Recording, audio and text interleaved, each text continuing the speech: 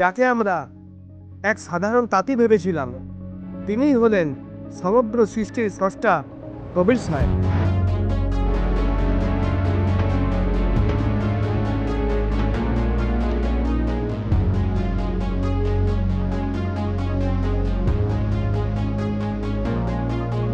তিনি এক তাঁতি রূপে অবতীর্ণ হয়ে 512 বছর পূর্বে 18 লক্ষ সাধুকে ভান্ডারা খাইয়ে দয়া ও পরম শক্তির প্রকাশ ঘটায়।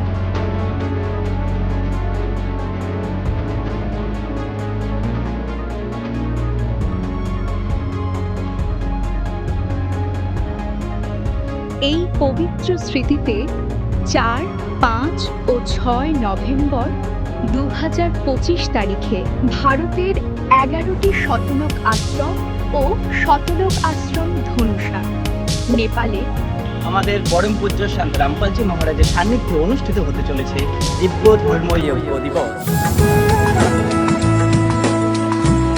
এই উপলক্ষে থাকবে সন্ত গরিবদাসজি মহারাজজির অমৃতবাণী অখণ্ড পাঠ।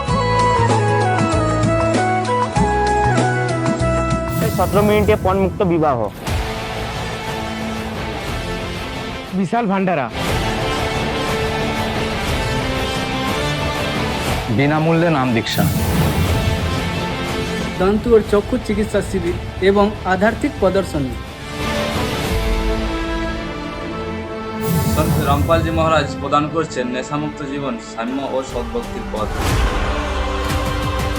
এই পবিত্র অনুষ্ঠানে আপনি আপনার পরিবার ও পরিজন সহ আন্তরিকভাবে সাদর আমন্ত্রিত।